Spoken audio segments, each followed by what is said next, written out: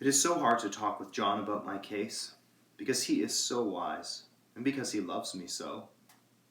But I tried it last night. It was moonlight. The moon shines in all around just as the sun does.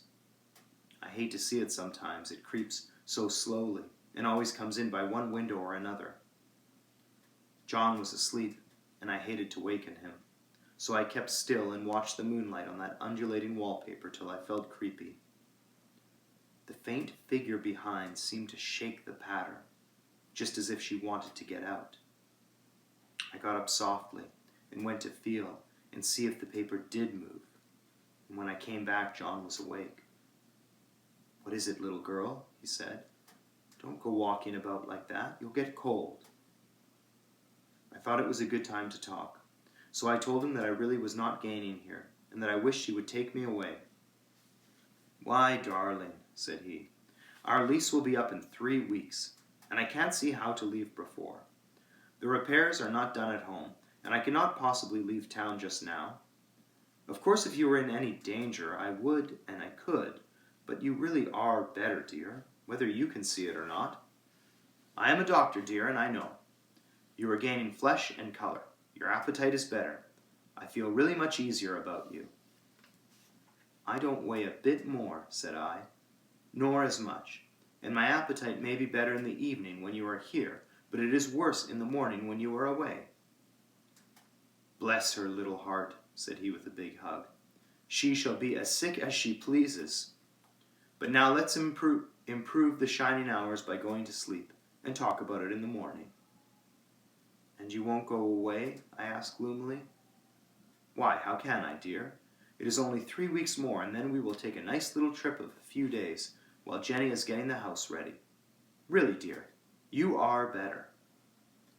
"Better in body, perhaps," I began, and stopped short, for he sat up straight and looked at me with such a stern, reproachful look that I could not say another word. "My darling," said he, "I beg of you, for my sake and for our child's sake, as well as for your own, that you will never for one instant let that idea enter your mind. There is nothing so dangerous, so fascinating, to a temperament like yours. It is a false and foolish fancy. Can you not trust me as a physician when I tell you so?" So of course I said no more on that score, and we went to sleep before long. He thought I was asleep first, but I wasn't, and lay there for hours trying to decide whether that front pattern and the back pattern really did move together or separately. On a pattern day like this, by daylight, there is a lack of sequence, a defiance of law. That is a constant irritant to a normal mind. The color is hideous enough, and unreliable enough, and infuriating enough, but the pattern is torturing. You think you have mastered it, but just as you get well underway in following, it turns a back somersault, and there you are. It slaps you in the face, knocks you down, and tramples upon you. It is like a bad dream. The outside pattern is a florid arabesque, reminding one of a fungus.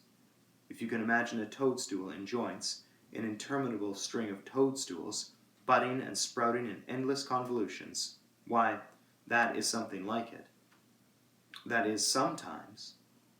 There is one marked peculiarity about this paper, a thing nobody seems to notice but myself, and that is that it changes as the light changes. When the sun shoots through the east window, I always watch for that first long straight ray. It changes so quickly that I never can quite believe it. That is why I watch it always. By moonlight. The moon shines in all night when there is a moon. I wouldn't know it was the same paper. At night, in any kind of light, in twilight, candlelight, lamplight, and worst of all by moonlight, it becomes bars.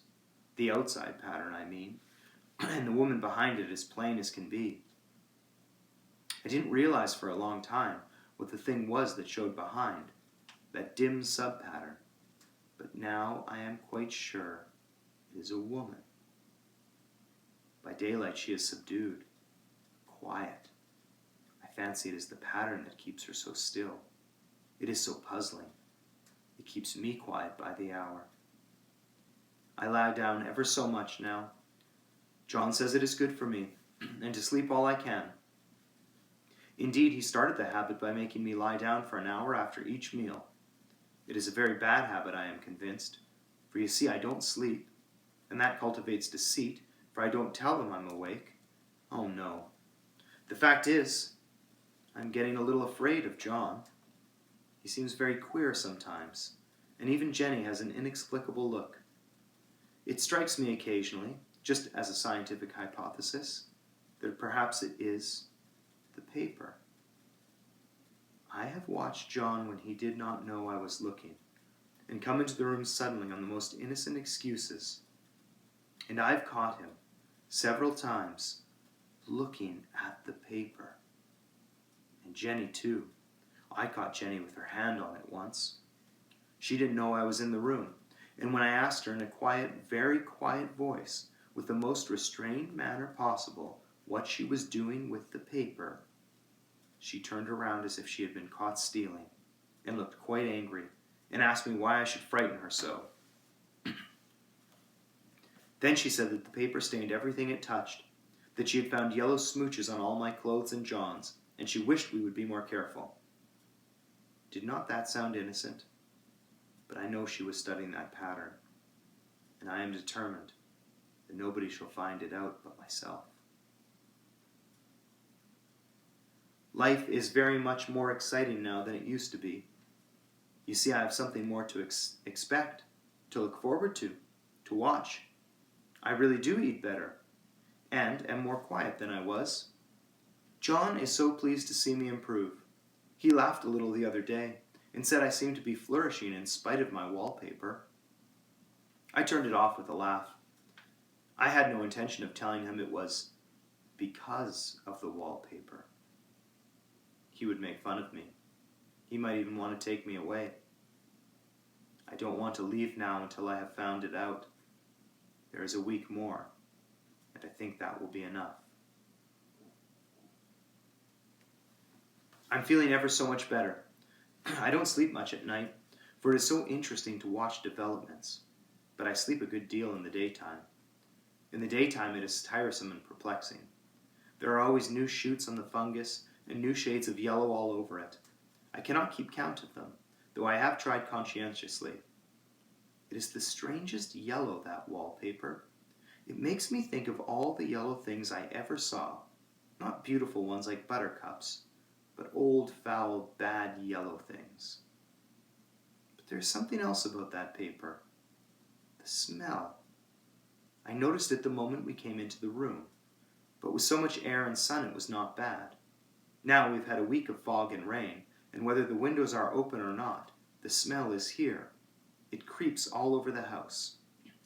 I find it hovering in the dining room, skulking in the parlor, hiding in the hall, lying in wait for me on the stairs. It gets into my hair. Even when I go to ride, if I turn my head suddenly and surprise it, there is that smell. Such a peculiar odor, too. I have spent hours trying to analyze it, to find what it smelled like. It is not bad, at first, and very gentle, but quite the subtlest, most enduring odor I have ever met. In this damp weather it is awful. I wake up in the night and find it hanging over me. It used to disturb me at first. I thought seriously of burning the house to reach the smell. But now I am used to it. The only thing I can think of that is like it is the color of the paper. A yellow smell. There is a very funny mark on this wall, low down, near the mopboard, a streak that runs around the room. It goes behind every piece of furniture except the bed, a long, straight, even smooch, as if it had been rubbed over and over. I wonder how it was done, and who did it, and what they did it for. Round and round and round, round and round and round. It makes me dizzy.